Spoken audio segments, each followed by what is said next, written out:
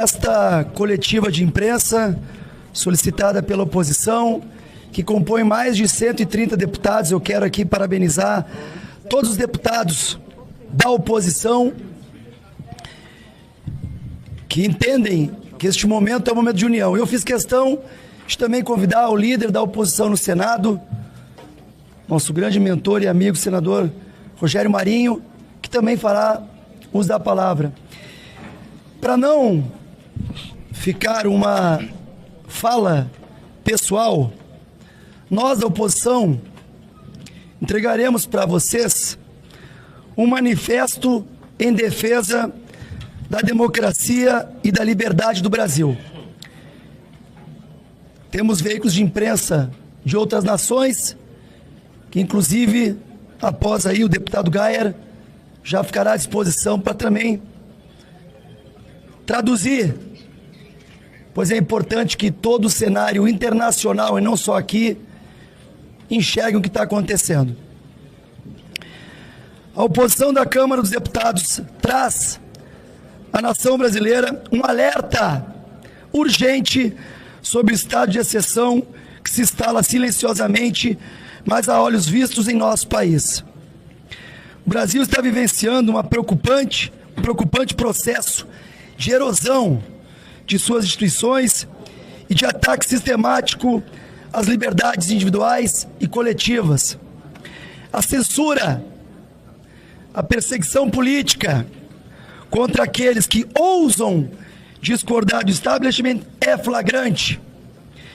Jornalistas, influenciadores, políticos e cidadãos em geral, alinhados à direita, têm sido alvos de medidas autoritárias que violam princípios fundamentais da Constituição Federal e tratados internacionais de direitos humanos. A liberdade de expressão, pilar de qualquer sociedade democrática, está sendo esmagada por decisões arbitrárias, censura prévia e prisões políticas que se tornaram instrumentos para calar vozes dissidentes. Isso sem contar os sem números de abusos contra as leis vigentes, com prisões sem fundamento jurídico idôneo, como no caso de Felipe Martins, preso por uma viagem jamais feita. A imprensa livre, que deveria ser um escudo contra o abuso de poder, tem sido alvo de tentativas de silenciamento por meio de processos judiciais seletivos, bloqueio de contas bancárias e remoção forçada de conteúdos críticos ao governo e ao sistema judiciário. Os jornalistas que ousam denunciar essa escalada autoritária enfrentam ameaças, detenções arbitrárias e restrições inconstitucionais à sua atividade profissional. Os advogados, por sua vez, são impedidos de trabalhar conforme previsto pela Constituição e pela lei, sendo forçados a defender pessoas investigadas sem ter acesso aos autos dos processos, nem ter conhecimento do que seus clientes são acusados. E quando tentam fazer sustentações orais ou despachar com os juízes responsáveis pelo estado de coisas inconstitucional que enfrentamos hoje, não são recebidos e apenas encontram portas fechadas. Além disso, políticos de direita estão sendo perseguidos de maneira implacável. Utiliza-se o aparato estatal para sufocar a oposição, criminalizar opiniões e restringir direitos fundamentais. A instrumentalização da justiça para fins políticos é um ataque direto à soberania popular e compromete o equilíbrio dos poderes, que deveria ser a base do Estado democrático de direito. A denúncia da Procuradoria-Geral da República contra o nosso presidente Jair Bolsonaro pela suposta tentativa de golpe de Estado, entre outros crimes alegados, mas jamais comprovados, representa mais um degrau nessa escalada criminosa contra a liberdade dos brasileiros. Trata-se de uma série de acusações desprovidas de evidências concretas que sustentem as graves acusações imputadas. Uma verdadeira peça de ficção, uma denúncia encomendada para gerar um resultado que todos já conhecem. Denúncia essa baseada em delações e presunções. Ao longo do processo, o delator foi alterando e omitindo fatos, situação mais do que suficiente para anular as delações. E a maior insanidade de todas, não tivemos acesso a tais delações. Apenas no dia de hoje foram retirados os sigilos das delações. Há outro aspecto que precisa ser veemente repudiado e refutado: insistência na tese de questionar a legitimidade do processo eleitoral, que seria uma suposta etapa para a preparação de um golpe.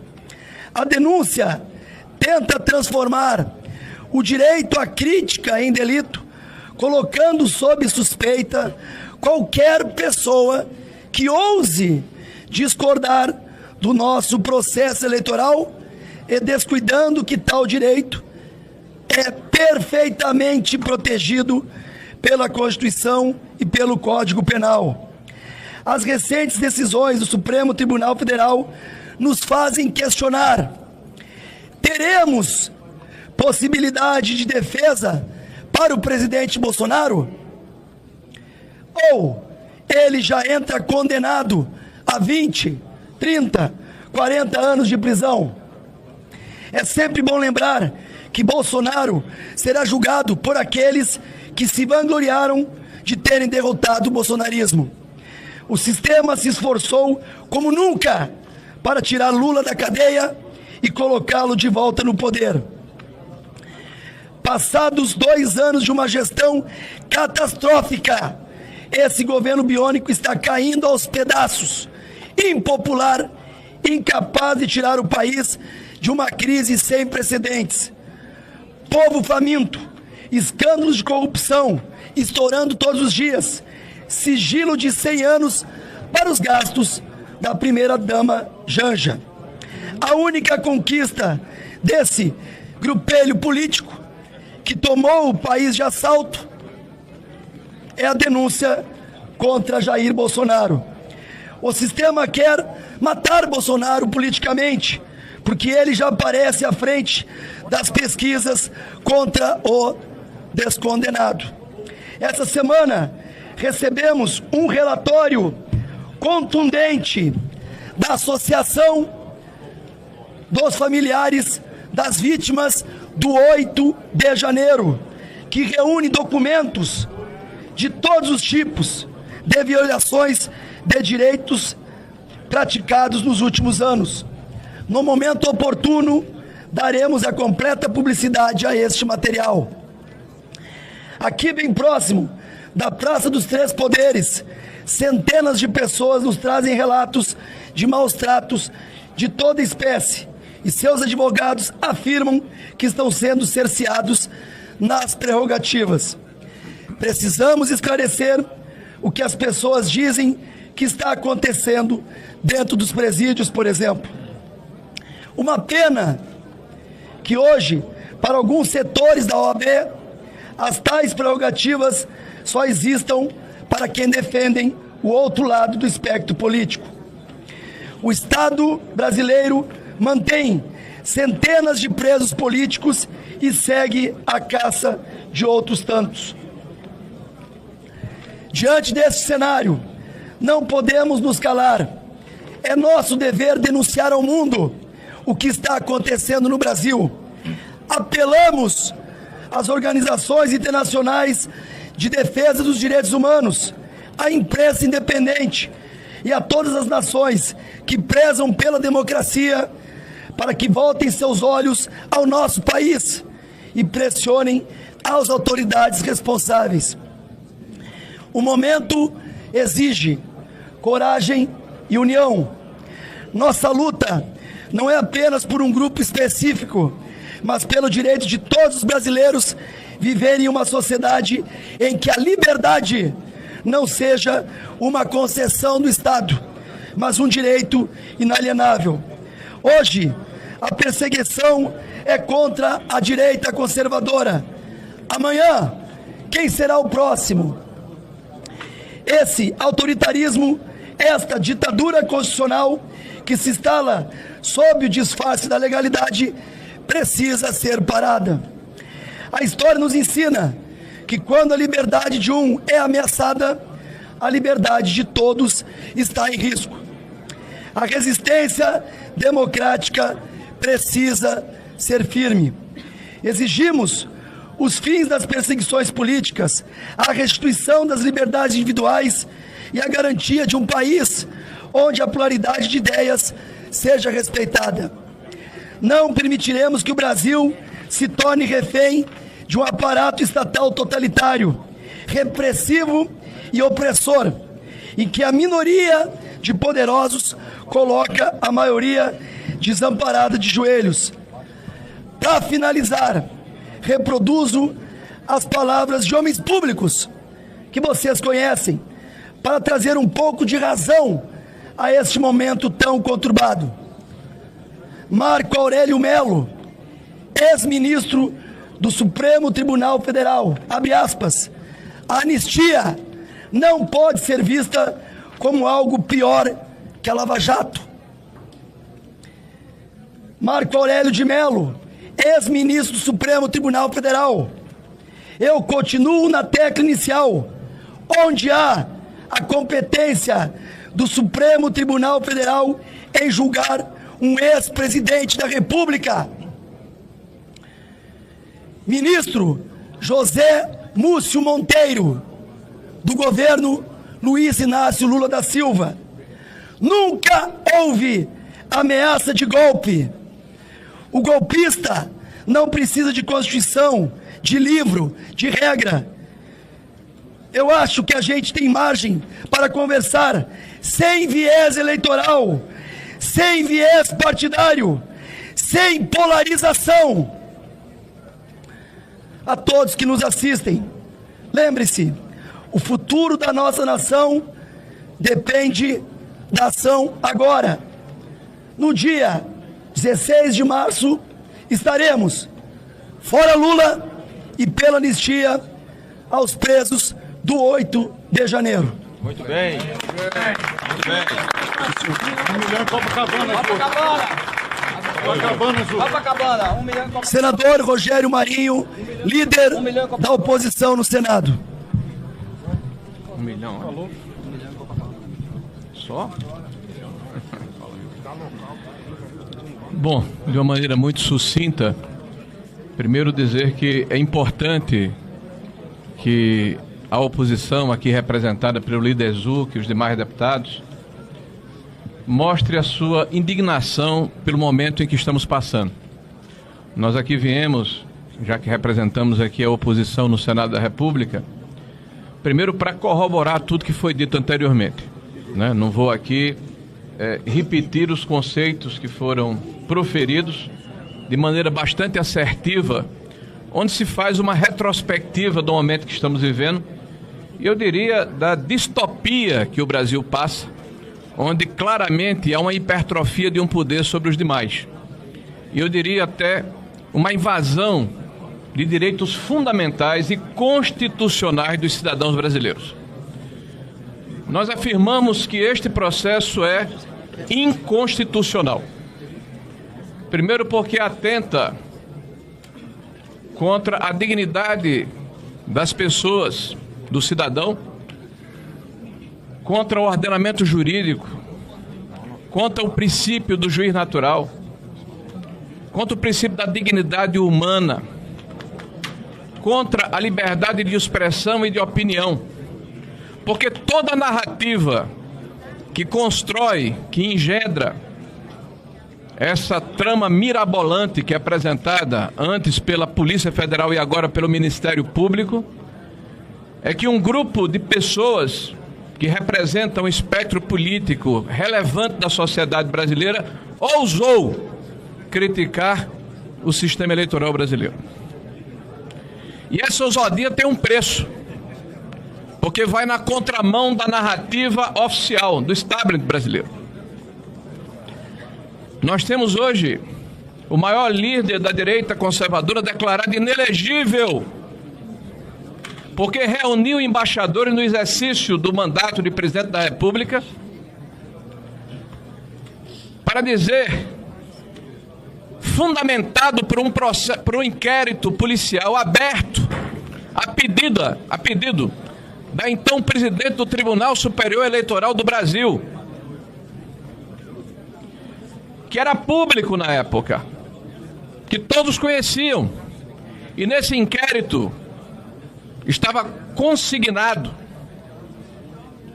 estava constatado de uma forma cabal que durante 9 meses, o período da gestação de uma criança, um hacker havia invadido o sistema do Tribunal Superior Eleitoral e estava utilizando a senha de um ministro do Tribunal Superior Eleitoral,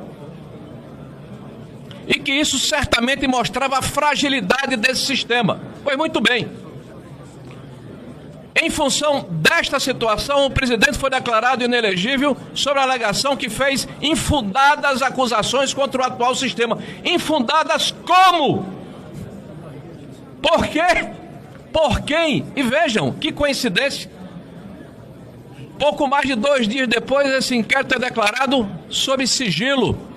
Fazem quase 7 anos, foi aberto em 2018. Os senhores têm notícia de como encontra-se esse singelo inquérito? Parece que ainda não há término. Parece que a incompetência, parece que a inércia, parece que a letargia daqueles que deveriam dar um desfecho a essa ação que atinge de morte um sistema que deve ser absolutamente rígido. Porque numa democracia, líder Zulco e demais deputados, população brasileira que nos ouve nesse momento, não há nada mais importante do que a transparência e a confiança do sistema eleitoral, que é a base da democracia liberal que nós representamos. O que nós propugnamos, o que nós defendemos, é um sistema eleitoral que seja mais transparente, é um sistema eleitoral que tenha maior confiabilidade. Isso é crime. Esse é o crime de opinião que foi imputado ao senhor presidente Jair Messias Bolsonaro, que no inquérito apresentado pela Polícia Federal coloca como traço seminal inicial dessa ação 2019, o início da administração do presidente Bolsonaro, como se ele tivesse começado um mandato já se autogolpeando. Vejam os senhores o absurdo da afirmação que a Polícia Federal faz. E agora o Ministério Público Federal diz, não foi em 2019, foi em 2021, quando faz uma live e critica o sistema como se criticar fosse crime. E todos aqueles que criticam são cúmplices. Pois muito bem, senhor Gonê, Vossa Senhoria se esqueceu de incluir neste inquérito 229 parlamentares brasileiros que em agosto de 2021 votaram favoráveis à mudança desse sistema pelo voto auditável.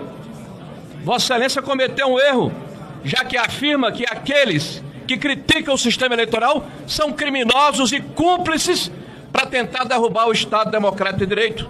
O Estado de Direito Democrático rima com os comunistas lá da Coreia do Norte. Pois muito bem, senhores, vejam o inusitado dessa trama. E apoiada na delação de um cidadão que teve que depor diversas vezes para corrigir as suas afirmações em função das lacunas e incongruências que eram apresentadas. A própria imprensa publica um desabafo onde ele diz: esse é um jogo de cartas marcadas, porque o enredo está definido, eu tenho que preencher essas lacunas. Como é que nós podemos acreditar na isenção deste processo? Na isenção de um ministro que preside esse inquérito e é o mesmo ministro que se coloca como inimigo e adversário do principal acusado e se coloca como a vítima de uma eventual trama que deu entrevistas falando a respeito do que iria julgar. Deu entrevistas, senhores. E cadê a Lomã? Cadê a inércia e a imparcialidade da justiça? Nós estamos debruçados sobre a situação em que em 2023, pasmem, senhores, após o jogo começar, no final de 2023, quando vários haviam já sido julgados pelo episódio de 8 de janeiro, de repente, o Supremo Tribunal Federal muda o rito e diz que nesses casos, ao invés de serem julgados pelo pleno, os acusados poderiam ser julgados pela turma. Muda o rito do processo no meio do jogo, quando todos já sabiam, e a imprensa preconizava, inclusive com vazamentos seletivos, que o presidente seria denunciado com penas combinadas de até 28 anos. A primeira delação do senhor Cid foi publicada pela imprensa, mas os senhores advogados não tiveram acesso a esses autos. E convenientemente publicadas para enfatizar o fato de que existia um núcleo duro composto pela senhora Michele Eduardo, coincidentemente quando um dia antes ou 2 dias antes haviam sido aventados como candidatos a presidente da República. Como crer na isenção desse processo? Quando vemos ministros do Supremo Tribunal Federal afirmarem que é necessário que este processo termine esse ano para não contaminar as eleições de 2026 e o devido processo legal e o respeito ao ordenamento jurídico e o direito de defesa daqueles que estão sendo acusados injustamente e a possibilidade de produzir provas, tudo isso vai por terra, porque nós não podemos contaminar o processo eleitoral. Nós estamos vivendo tempos estranhos, tempos desafiadores, tempos que nos levam a nos posicionar, porque se nós nos resignarmos e acharmos que isso está banalizado, ai do Brasil, ai da sociedade brasileira, ai da democracia brasileira. Hoje, muitos estão se sentindo confortáveis, porque há um processo tendencioso e parcial de boa parte do judiciário brasileiro. Não dá, meus amigos, acreditar na isenção de uma Câmara que tem entre os seus 5 integrantes, 2 indicados recentemente pelo atual presidente, que todos os dias critica e desqualifica o presidente anterior, em especial o ministro Flávio Dino, com declarações de que o presidente Bolsonaro é um serial killer, com declarações de que o presidente Bolsonaro é uma pessoa desqualificada. Esse cidadão, inclusive, era o ministro da Justiça do governo que seria eventualmente derrubado por esse pretenso golpe. Cadê a imparcialidade desse juiz, se ele seria um dos maiores prejudicados por essa ação? Este mesmo juiz que hoje é ministro, que por um azar da sorte conseguiu esquecer das imagens de TV que não foram entregues para elucidar eventuais dissídias e omissões das forças de segurança que deveriam ter impedido aquela depredação. Nós, senhores deputados e sociedade, não somos favoráveis à depredação, ao vandalismo, à invasão de prédios públicos. Nós achamos que quem fez e foi provado através da individualização das culpas deve ser responsabilizado, mas não com 17 anos, mas não com 14 anos, mas não com 15 anos. Por isso, peço que reflitam a respeito do que estamos conversando aqui e da necessidade de entendermos que a sociedade brasileira precisa sim de pacificação, precisa sim de conciliação, mas precisa sobretudo de justiça. Muito bem. Deputada Carol Detoni, líder da minoria. Essa denúncia da PGR de mais de 200 páginas está baseada em uma única prova, em uma única evidência. Uma delação do Mauro Cid, que teve idas e vindas, altos e baixos, mudanças na sua narrativa. E mais, uma prova frágil.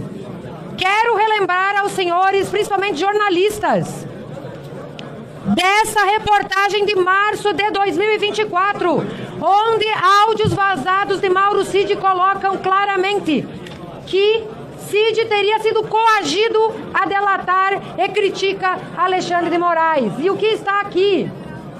Palavras de Mauro Cid. Eu vou dizer pelo que senti.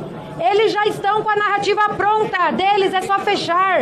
Eles querem o máximo possível de gente para confirmar a narrativa deles. Eles são a lei agora. A lei acabou há muito tempo. A lei é deles. É eles são a lei. Alexandre de Moraes é a lei. Ele prende, ele solta quando quiser, como ele quiser, com o Ministério Público, sem Ministério Público, com acusação, sem acusação. Vocês acham mesmo que num Estado de direito essa prova é válida? Essa prova não vale. Isso é uma aberração jurídica. Isso é uma narrativa construída que tem endereço certo para tentar intimidar não só o ex-presidente Bolsonaro, mas toda a direita existente nesse país, toda a oposição, todos os parlamentares, todos os senadores, porque acabou. O Estado Democrático de Direito acabou. O Supremo Tribunal Federal é um tribunal político e não é mais um tribunal jurídico. Quando a política entra pela porta de um tribunal, a justiça sai pela outra. E é disso que estamos tratando. Então que fique muito claro aqui, tudo que os nossos colegas falaram, o líder Zucco, o líder Rogério Marinho, divulguem o máximo isso, pois nós temos que lutar para restabelecer o devido processo legal, a ampla defesa, pois é uma perseguição política clara do presidente Bolsonaro. Portanto, não vamos desistir, vamos lutar pela anistia já aos presos políticos do país, porque essa desproporcionalidade já passou da conta e a sociedade brasileira, pesquisa realizada, é a favor da anistia. Anistia já! Muito obrigado. Anistia já! Anistia já! Anistia já! Anistia já! Anistia já! Anistia já! Está encerrada a presente coletiva de imprensa e vamos agora no plenário defender o que deve ser defendido do presidente Bolsonaro.